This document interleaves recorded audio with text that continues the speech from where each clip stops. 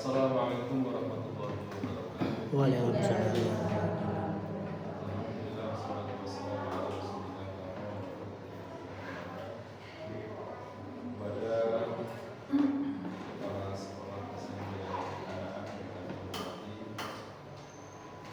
kepada seluruh jajaran serta diseminasi Bapak Ibu Guru yang kami hormati Tuhan. Yang pertama adalah sebelum acara ibadah diseminasi pada siang hari ini kita awali dengan doa. Semoga acara pada siang hari ini berjalan dengan baik, bisa sesuai dengan harapan. Bagi yang muslim kita baca bismillah, bagi yang muslim bisa berdoa.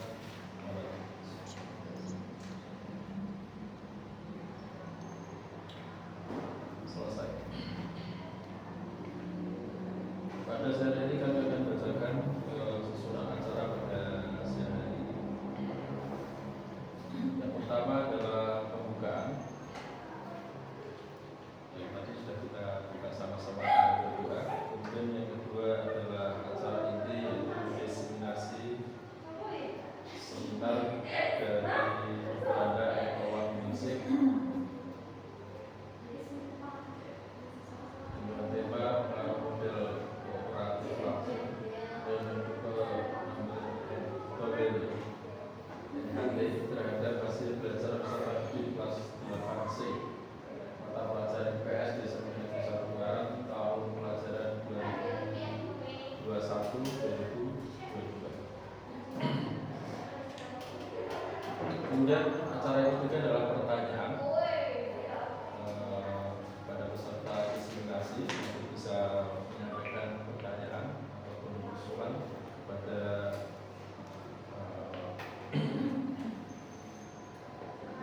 kemudian yang keempat adalah komentar dari penyelaras, yaitu oleh Bapak Agus Pastio Wakasudi yang kami hormati. Kemudian yang kelima adalah notulen, yaitu membaca ringkasan dari bahasa seminar pada siang hari ini. Dan yang keenam adalah untuk menyingkat acara pada siang hari ini. Langsung saja, yaitu acara inti, yaitu diseminasi yang akan dibawakan oleh Beranda Ekowan Musik. Kepada beliau waktu dan tempat kami persilakan.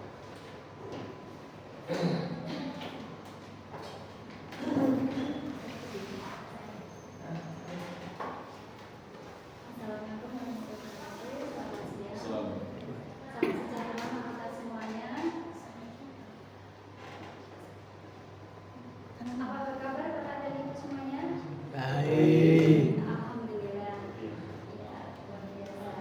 Di siang hari ini yang sangat cerah, kami harapkan Bapak dan Ibu tetap semangat untuk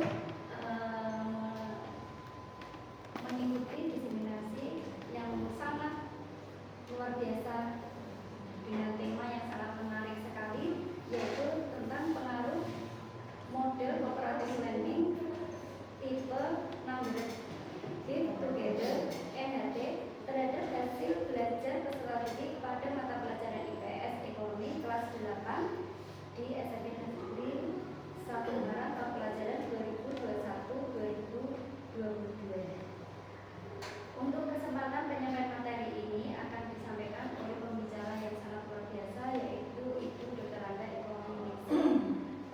Beliau mengajar sejak tahun 1993 di SMP Negeri 1 Ungaran sampai dengan sekarang. Untuk itu langsung saja kami persilakan kepada pembicara Ibu Dr. Anda Ekonomi untuk menyampaikan diseminasinya. Untuk itu marilah kita beri tepuk tangan kepada Ibu Dr. Terima kasih bersama selamat belajar. Yang pertama, yang kedua, terima kasih kepada Ibu dan Bapak Guru dari SMP Kanaan dan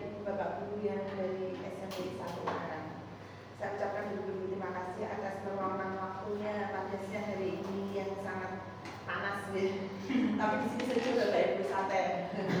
Alhamdulillah. Nah, sekarang saya hanya ingin menularkan sedikit ilmu saya yang telah saya dapat selama mengajar. Saya ada sedikit ilmu. Nanti memang untuk kenaikan pangkat memang harus seperti ini Bapak Ibu. Jadi bantuan Bapak Ibu sangat saya perlukan di sini. Bantuan Bapak Ibu nanti yang akan membalas Allah Subhanahu wa taala bulan yang berkuasa. Akan mengingat waktu langsung saja. Taktik strategi model pembelajaran ini biasa kita lakukan pada saat kita menggunakan anak-anak itu lagi jenuh gitu. Ya, anak-anak jenuh, terus kita pusing nggak ada model pembelajaran yang cocok diminati anak-anak itu biasanya kan main HP. Dan main HP itu, alah aku ngerti pembelajaran mungkin temanya aku tahu temanya apa ya? Kalau IPS itu temanya 908 itu tentang apa Pak? Terus kalau tahun 1900 kebangkitan nasional ya tahu kan biasa baca literasi sendiri, baca YouTube sendiri. Nah sekarang saya ingin menjadikan anak itu literasi didengar gurunya didengar gitu loh. Paling dia main HP. Kalau main HP juga kita nggak bisa melarang ya. Memang nggak bisa melarang. Kalau melarang ya cuma langsung diletakkan, ambil lagi gitu sama Bu. Di sini juga ya Bapak Ibu. Anak-anak juga gitu deh. Nah, strategi yang akan saya pilih adalah pengaruh model cooperative learning itu seperti nambah itu gitu. Anak-anak itu diberi kartu soal seperti ini. Terus anak diberi semacam nomor urutnya dia sebenarnya nomor urutnya dia kalau dia kasih nomor urut 1 nggak usah disebut namanya mesti kaget gitu ya. Dan dia langsung memperhatikan gitu. Sudah saya praktekkan sejak tahun ya sejak lama lah 3 tahun terakhir dan berhasil menggunakan ini. Yaitu pengaruh model cooperative learning tipe 16 together terhadap hasil belajar peserta waktu itu saya meneliti tahun 2001-2022 karena saya akan menaikkan pangkat ya Bapak Ibu 2003 ini saya menggunakan seminar ini diseminasi ini di sini saya mungkin kalau nggak di sekolah maaf Bapak Ibu di sekolah itu ramai sekali banyak sekali kegiatan ya sama seperti kita kegiatannya full sekali mungkin di sini karena saya bersama Pak SMGEP akan bekerja sama dan mudah-mudahan nanti bisa sesuai dengan yang kita harapkan. Sekarang yang kedua. Yang kedua nak? Ini ya. Model pembelajaran PHT ada tipe pembelajaran kooperatif yang mengelompokkan strategi menjadi beberapa kelompok. Biasa kita sudah duduknya tuh anak-anak sudah kelompok-kelompok ya. Kemudian setiap anggota kelompok diberi nomor dan diberi kesempatan untuk menjawab pertanyaan guru. Saat terdapat kelompok yang ingin menjawab pertanyaan, maka guru akan memilih secara acak. Jadi saya acak, ini saya acak pertanyaannya. Dan memilih secara acak salah satu siswa dari anggota kelompok tersebut dengan cara mengacak nomor yang dimiliki masing-masing kelompok. Anak biasanya saya tunjuk langsung nomor misalnya jadi kocok terus muncul nomor 7. Dan nomor 7 dia langsung menjawab pertanyaan saya. Biasanya kalau saya kadang-kadang ada asisten saya yaitu kadang-kadang yang suaranya banter, yang suaranya disenangi teman-teman itu membacakan ini langsung. Terus tapi pada saat belajar ini anak itu langsung tergugah hatinya karena dia disebutkan nomor urutnya. Kadang-kadang aku saya sudah bisa nomor itu nggak bisa, berarti dia itu nggak bisa langsung dia diam tapi agak malu. Terus yang lain bisa, jadi semangatnya itu di situ. Pertanyaan yang harusnya diberikan ke nomor urut 7 atau nomor urut 19 anak itu tidak bisa. Anak yang lain bisa tunjuk jari karena dia melihat buku. Karena sudah terbiasa dengan pertanyaan-pertanyaan. Sekarang yang ketiga ya. Terus langsung jawab. Langsung jawab apa?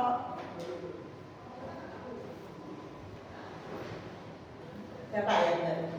Jawab dari proses pembelajaran ini yaitu melalui pembelajaran ini setiap anggota kelompok bertanggung jawab memastikan bahwa semua anggota kelompok dapat menjawabnya seperti yang diungkapkan oleh Soimi tahun 2017 itu tokoh ya Bapak Ibu.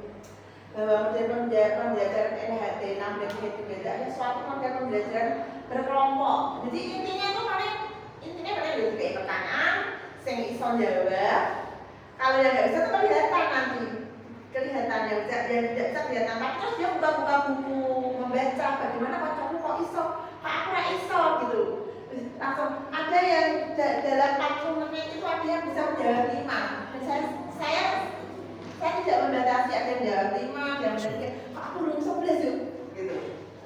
Anak itu punya motivasi tersendiri untuk belajar sendiri tanpa saya harus menyuruh, persuasif ya, mengajak anak belajar melalui model pembelajaran itu.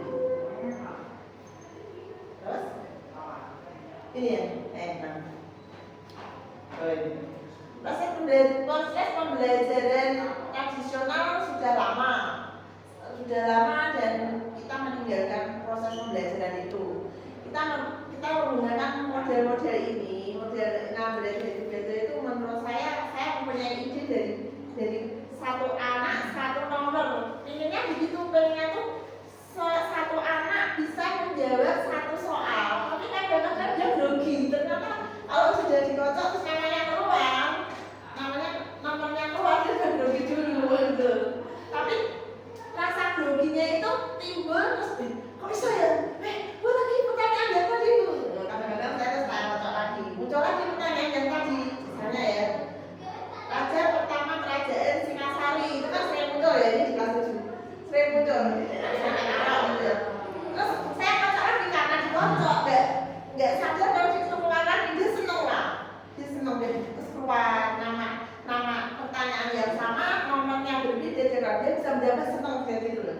Dia sudah menciptakan tapi itu aku terlalu gitu.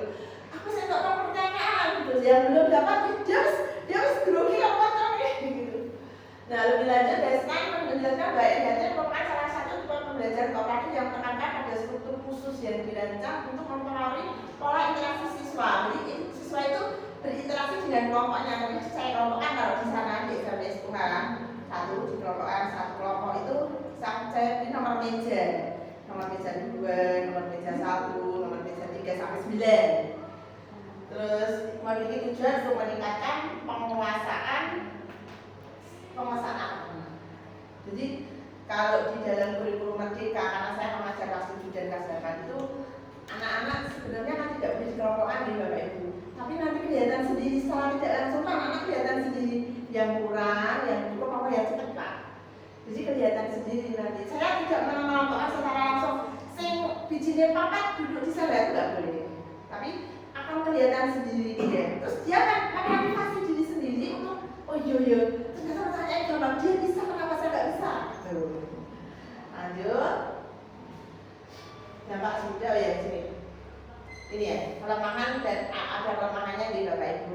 Kelemahannya itu ada peserta didik yang ini. Peserta didik yang takut merasa terintimidasi bila dinilai jelek oleh anggotanya. Terus terdapat peserta didik yang mengambil jalan pintas dengan meminta tolong jawabin ongkos gitu.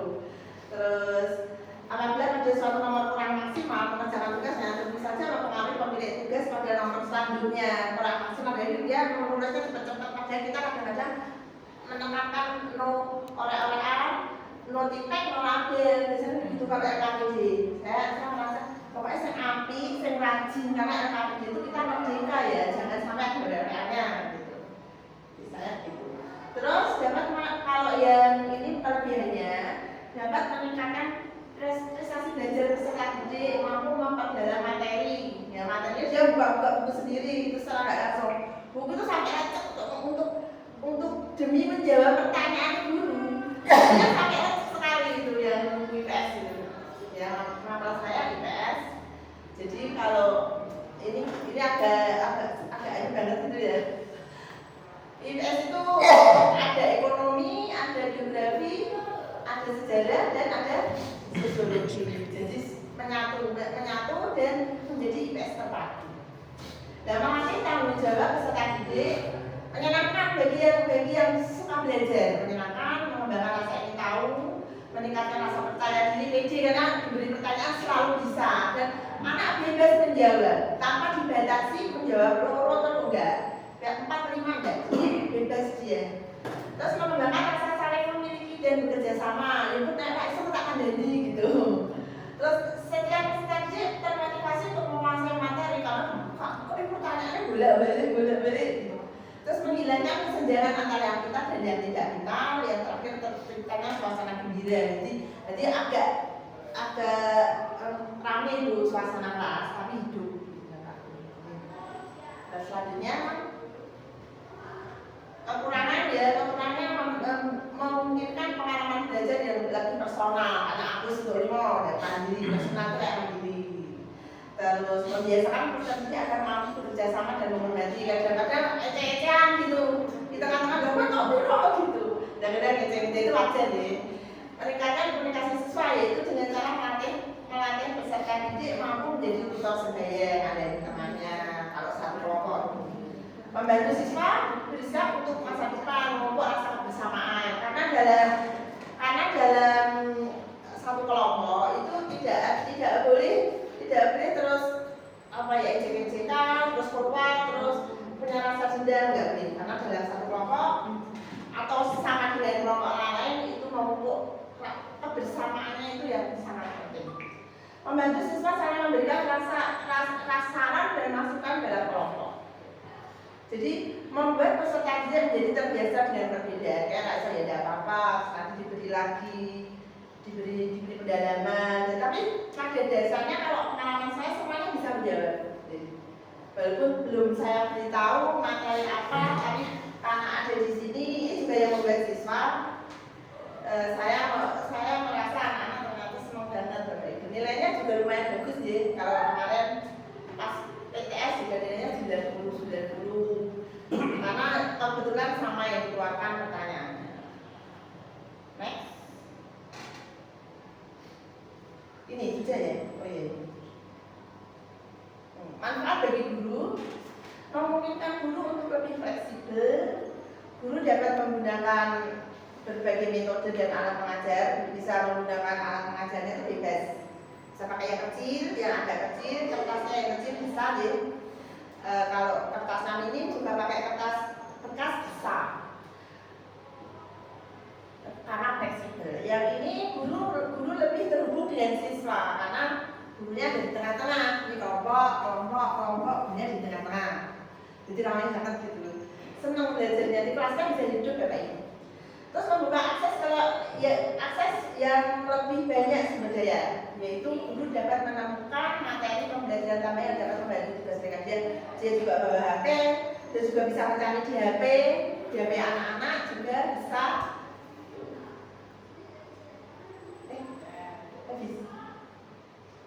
Manfaatnya sudah.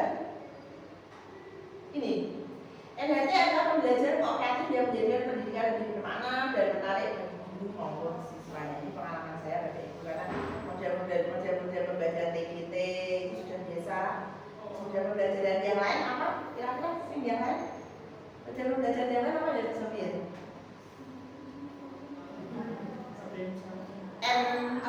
Problem solving ya. Lanjut. Ruang kelas dari ini yang kalau kita pakai daring, kalau nggak pakai daring masih pembelajaran ruang kelas dari pembelajaran digital, tapi bisa digunakan soal itu ya, tapi dengan meeting. Lanjut. Ya, saya kira itu aja ya. Langkah-langkahnya ya. Jadi langkah-langkahnya banyak sekali. Langkah-langkahnya yaitu ada 8. Menyampaikan materi pembelajaran, memberikan kuis secara individual untuk mendapatkan skor dasar, skor awal. Pendidik membagi kelas dalam kelompok terdiri dari 4 sampai 5, bebas bisa 7, bisa 6. Guru mengajukan permasalahan yang dibicarakan dalam kelompok. Jadi kita tema, biasanya kalau kelas 7 itu tema. Terus guru mengecek pemahaman peserta didik dengan memanggil salah satu nomor anggota. Guru memfasilitasi peserta didik dengan membuat rangkuman. Nanti di akhir kelas kita tetap membuat kesimpulan dan rangkuman. Terus terakhir memberikan tes secara individual. Itu biasanya langsung di pertemuan karena 2 jam, 2 kali 40 menit langsung. Terus bisa tidak langsung atau di hari berikutnya. Guru memberikan penghargaan kepada kelompok melalui penghargaan berdasarkan perolehan nilai, skor dasar dan kuis berikutnya. Ini langkah-langkahnya itu ya, pelatih sistem agar memaksimalkan gunanya, bersiap dan diketahui menggunakan bahannya, menggunakan alat yang tertutup. Ini langkah pelaksanaannya ini